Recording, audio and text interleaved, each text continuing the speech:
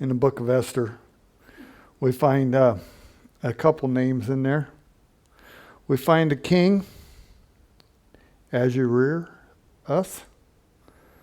We find a man named Mordecai. Mordecai is a Jew. And it is interesting, the story of Mordecai and how he become second in this kingdom. But it is really not the story of Mordecai that I want to talk about. He is another person involved here deeply. But Esther is the name of the book. And Esther is who we're looking at. A young lady.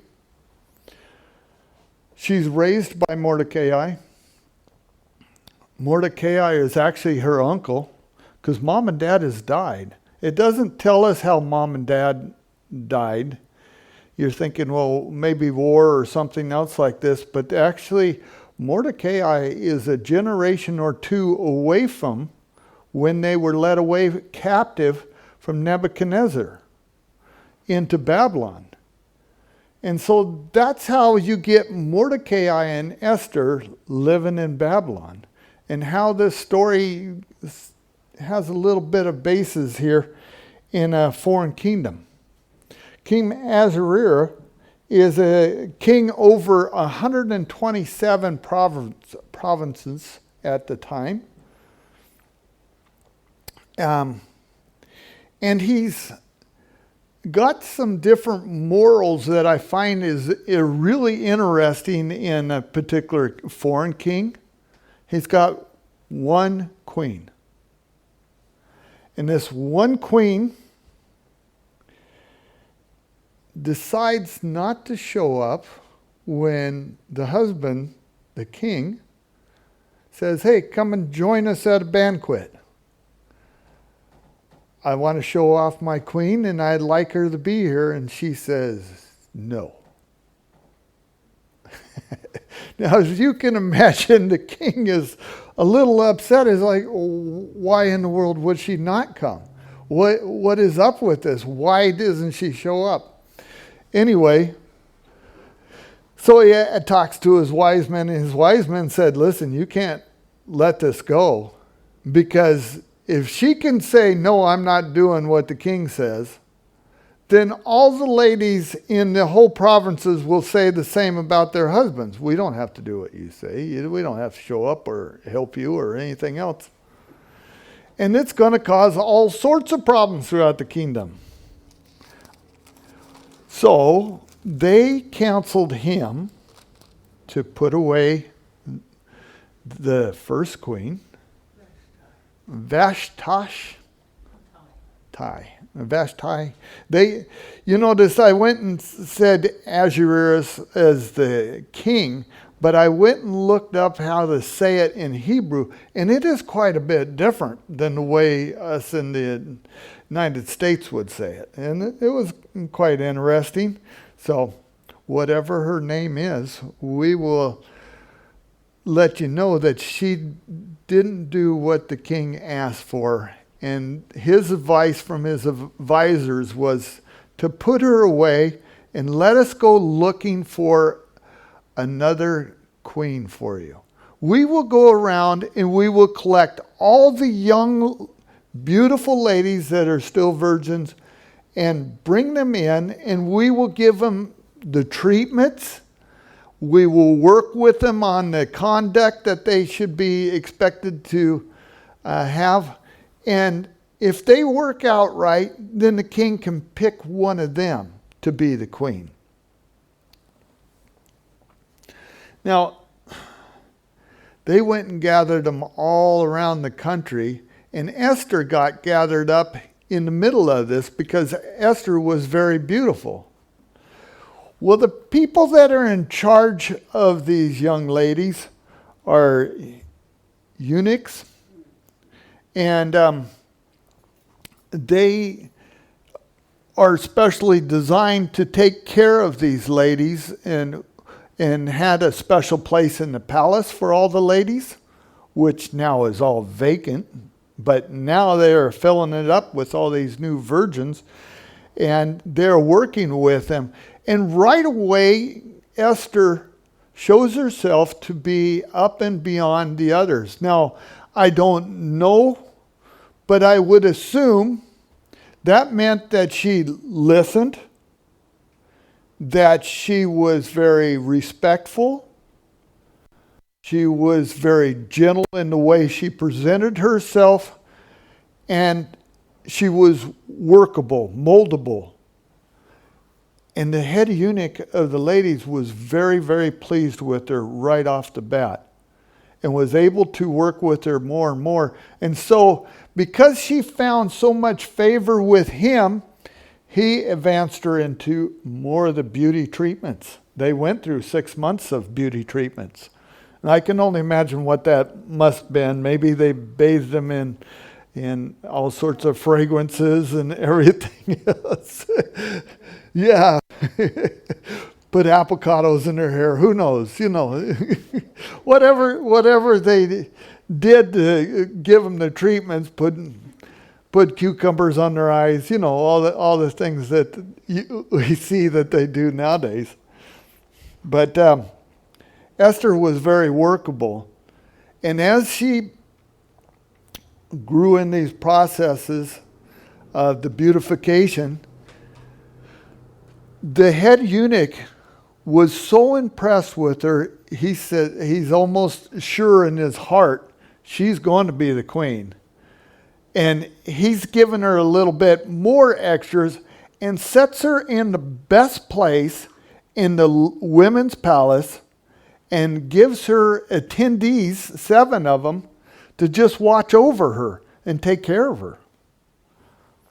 So Mordecai, her uncle, who has raised her as his own daughter, is very, very concerned. I mean, she got pulled away. What's going on with Esther?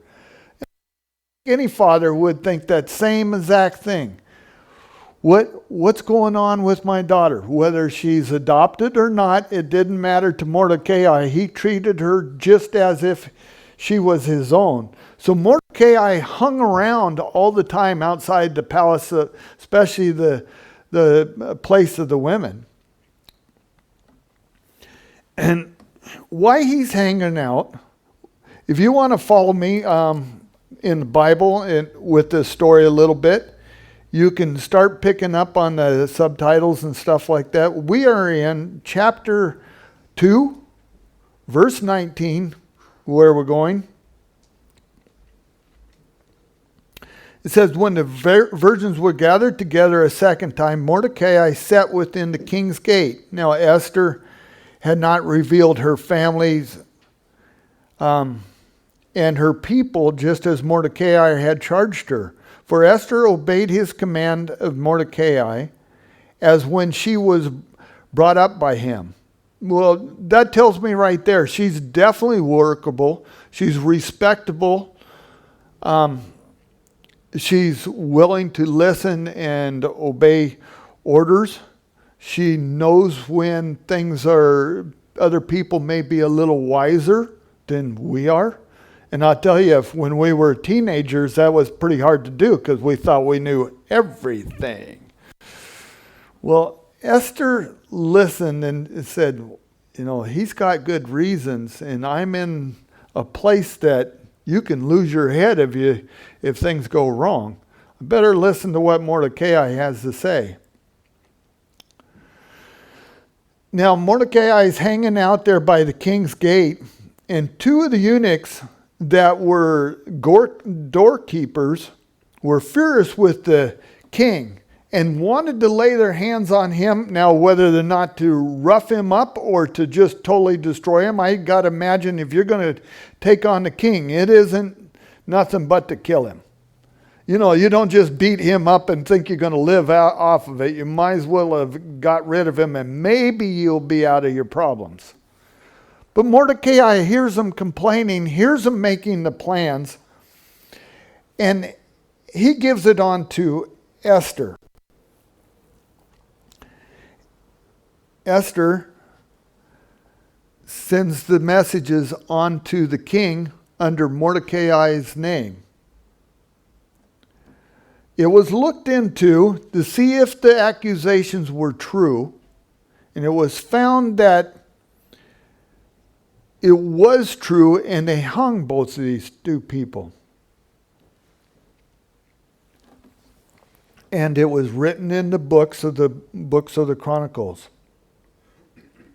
I'm getting a little bit ahead of myself because Esther at this point is actually already met the king.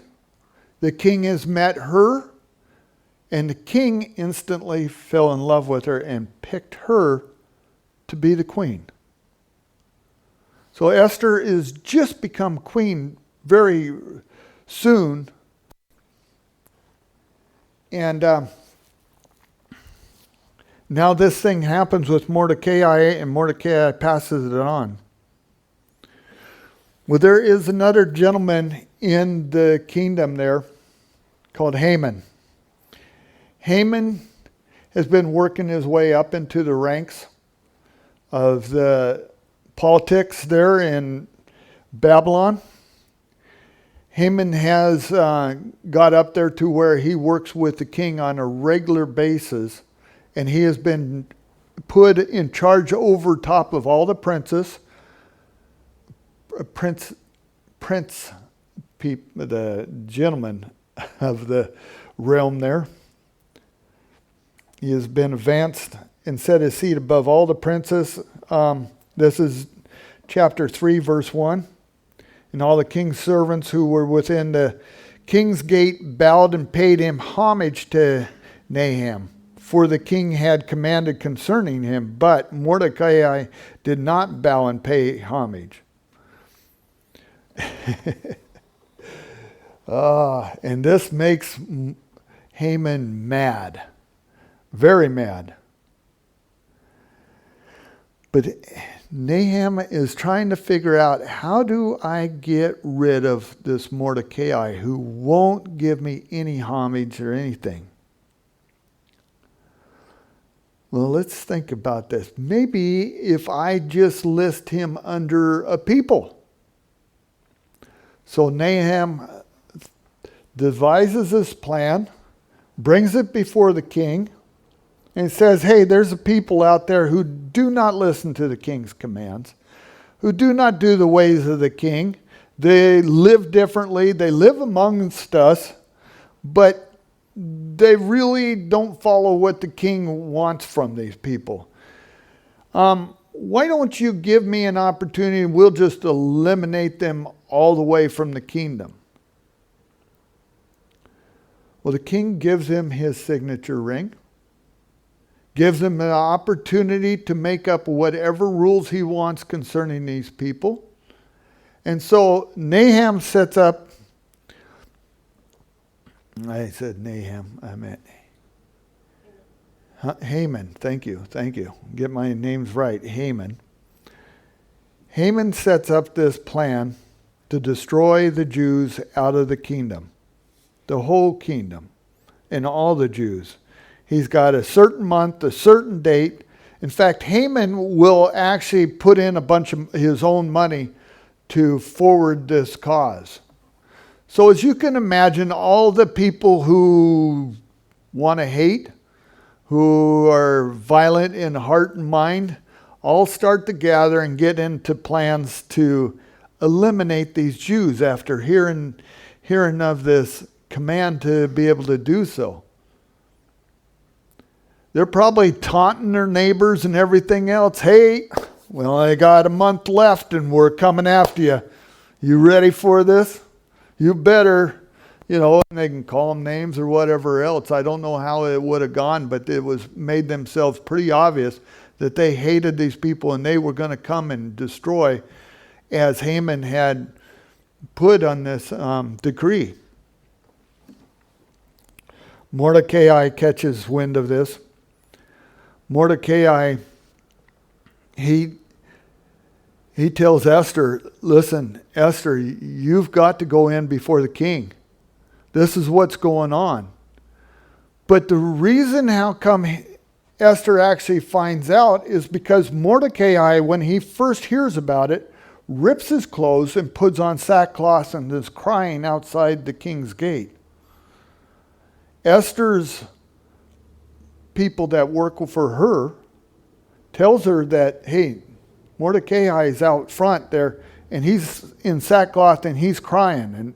And she sends out brand new clothes to him and sends a message to find out what's going on. And it's interesting to hear the dynamics of the queen as she's still trying to keep up with Mordecai, her uncle. Mordecai sends back the information on the decree, sends back a copy of it to Esther so she can read it. And he says, don't think just because you're in the palace that you're going to escape. We need you for such a time as this. And one of the things that he says, I always found this to be a great memory verse. Yet who knows, this is Mordecai sending a message, who knows whether you have come to this kingdom for such a time as this. This is a young lady who knew nothing about what the future is going to hold, who's hanging out at the home one day, and here comes the king's servants, and they're gathering up all the beautiful girls, young girls, and she's gathered up amongst them. She finds herself to be queen. After 6 months to a year, she is now queen. The king has found her to be very beautiful and she found much favor in his sight. It's interesting. I was talking earlier with our group here about the morals of this particular king. It doesn't say she's one of 700 or 400 additional queens.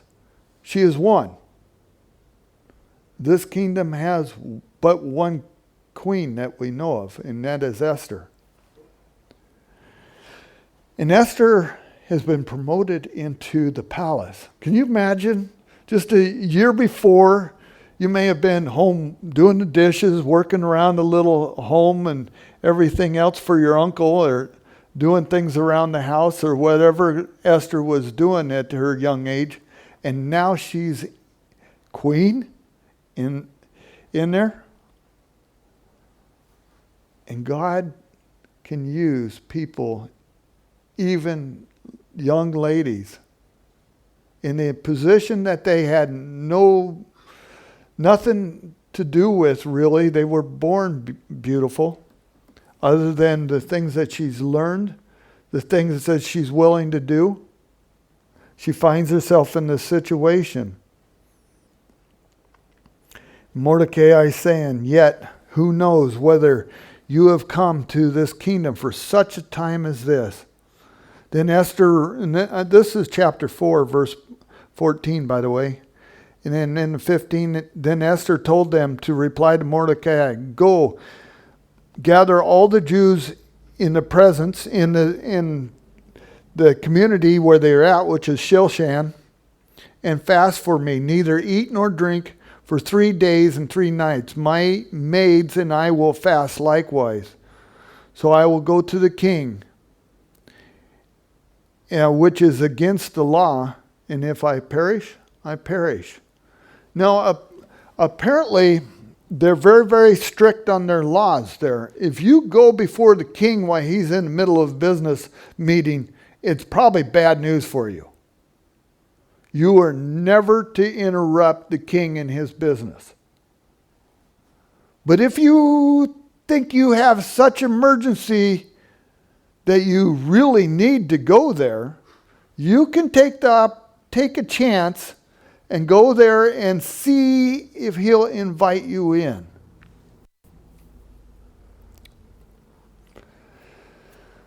But you also notice what Esther has going for her. She's got a relationship with her Lord. This relationship with the Lord is one that tells her to go pray. Fast and pray. Talk with your God. You're in trouble. talk with your God. Have this close relationship. And she's encouraging the people in her household to do the same. She's encouraging the community to do the same. If you know your God, turn to Him today and ask Him when you're in trouble. See if He will not answer. We find Esther going before the king. She's out there in the outer court, and I can imagine her pacing back and forth, but as soon as the king looks out and sees her out there, he motions for her to come in and holds out his scepter, which is their sign of you are accepted. And she goes in and she makes a request. It's maybe a strange one, but the king's flattered with it. She said, hey, would you come and join me today for a banquet? And by the way, bring Haman too. It's fine. Bring Haman. And so the king and Haman, they show up at this banquet. It's a banquet of wine. You know, it's a last minute thing. So what are you going to serve? You're going to probably serve wine and maybe little hors d'oeuvres. Who knows? But it's called a banquet of wine. Now, after they've had their wine for a while, the king says, what is your request, Esther? Up to half the kingdom I'll get you. What do you want? And she says, well, why don't you and Haman join me again tomorrow for one more banquet? And then I'll let you know what I want. Haman, he's just, of course, feeling good. And he's just feeling high and mighty. The queen asked him, the only other person in the whole kingdom, to join the king in the banquet. Man, am I privileged? Is it not? Oh, man, I am such a cool guy that even she recognizes it. And she invited me. And he's feeling this high, and then he goes out in the court, and here's Mordecai.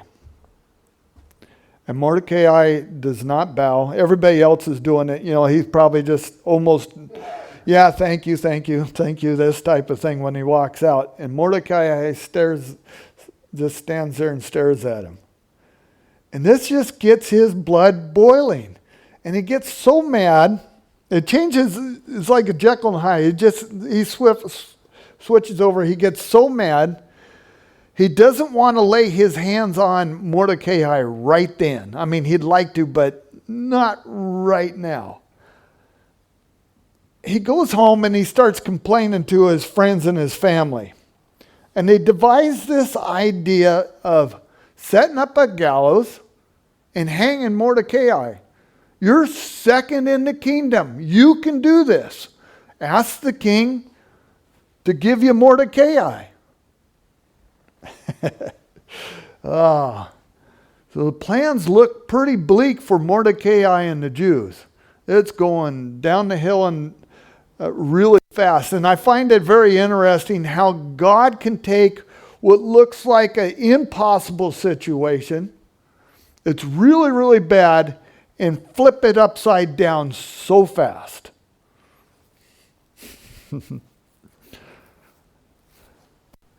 So Haman and the king show up at the banquet the next day.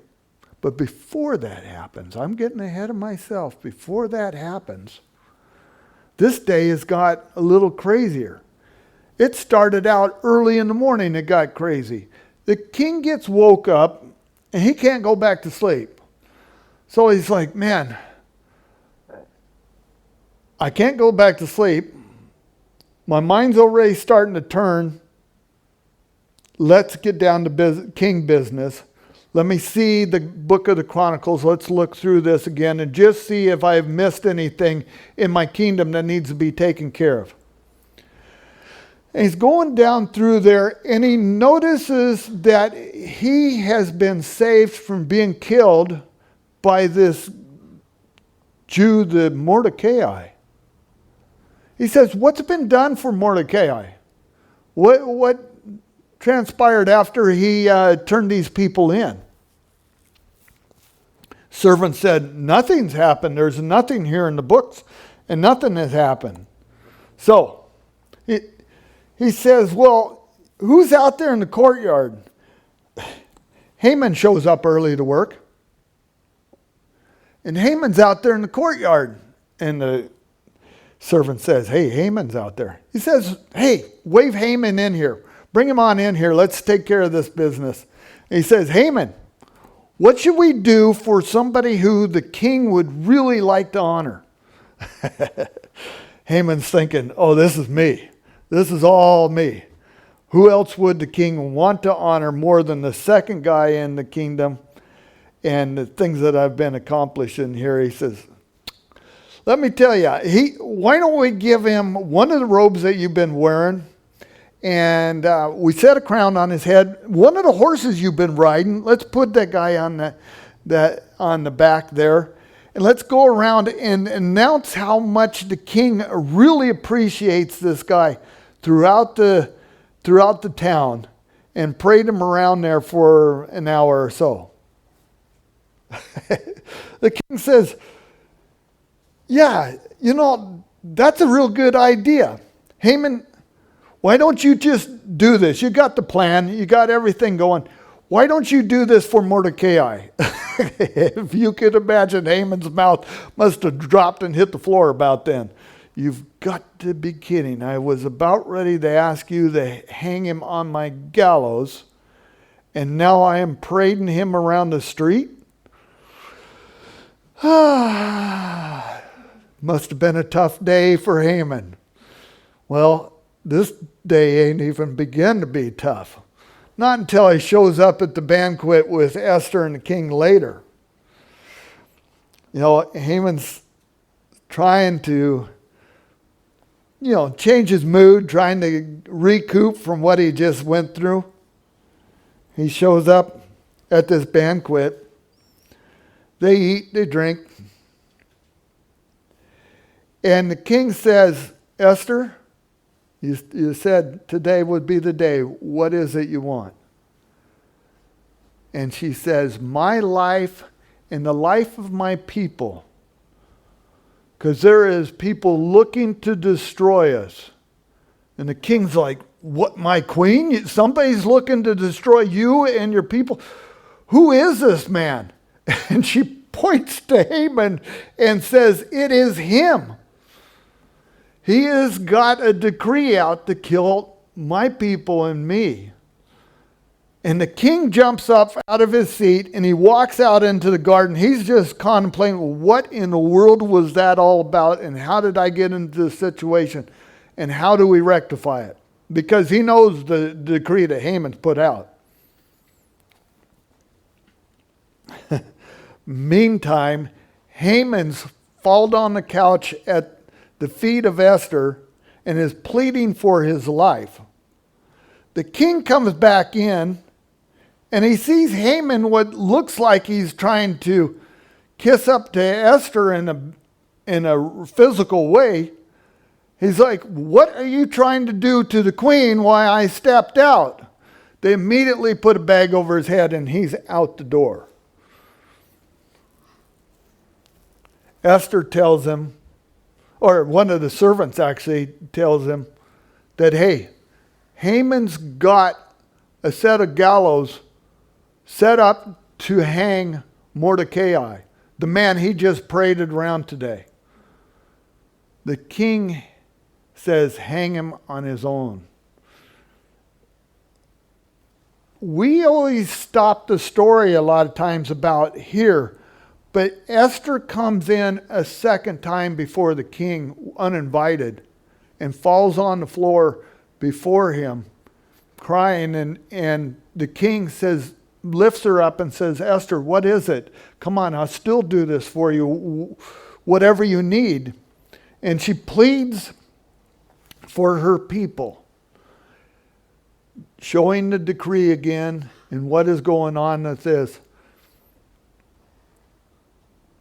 The king decides to do some incredible stuff. For one, he gives Haman's property and his house and everything that he has to Esther. It's all yours, Esther. Do with it whatever you want.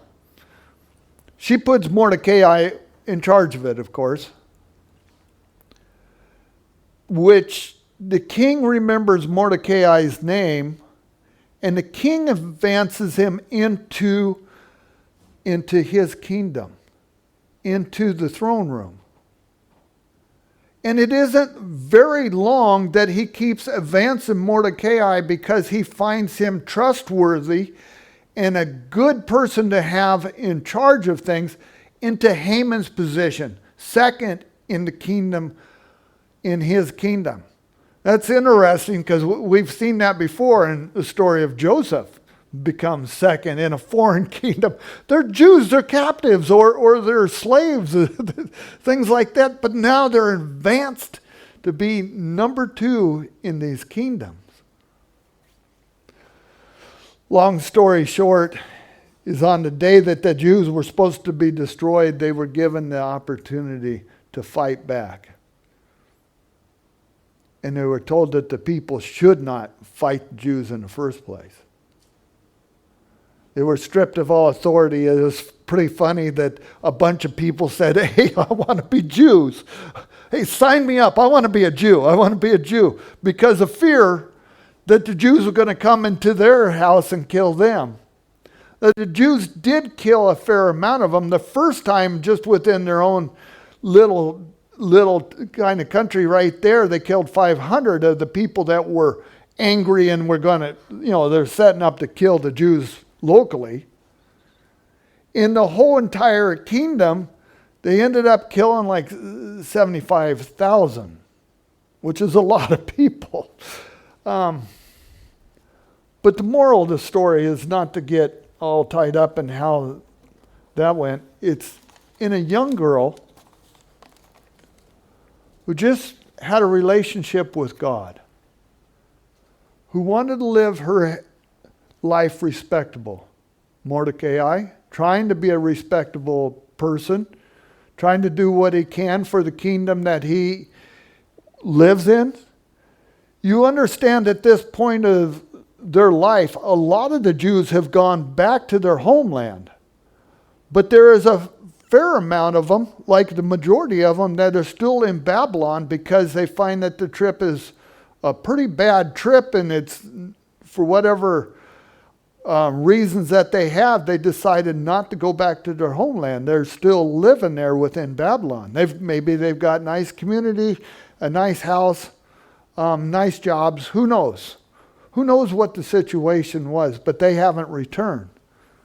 And that's, of course, where we find Mordecai and Esther is in the middle of this. But they do not despise these people, even though they're only a couple generations of being led away captives. But young Esther is called to a position in emergency situations. God and her people called on her to be victorious for her people, to save their lives in a way that nobody else would be possible to be able to do. God put her in a situation, and she did not cower down from it. If I perish, I perish. She says, I put my trust in God. We've prayed to God. We've did a diligence to have a relationship with Him. Our lives are in His hands every day. Sometimes in our studies that we have had on young people, God, everyone that we've talked about so far, God has a purpose for what He is doing in their lives. They have been raised to such a position for such a time as this. Now, they may not know or understand what's going to go on in their life. They may not be that for every one of the people. You're not called into government, or you're not called into high position. But even in the worst situations, call upon God, because He may be able to reverse the whole entire situation. Esther had no idea where the door was going to open, how that was going to turn about. As far as she knew, her and her people may die because of the decree. How are you supposed to change that? They weren't able to change it. They were just able to counter degree it with the opportunity to fight back. So in our lives, when we're brought into positions that we had no idea, maybe you're brought before city councils, you're brought before your boss, you're brought to maybe in court to testify for somebody. When you are brought there, you may be brought there for such time as it is fitting for God to be shown or to deliver God's people out of the hands of the enemy. Who knows? Who knows what time and where you are led? But God is in charge. Trust in Him.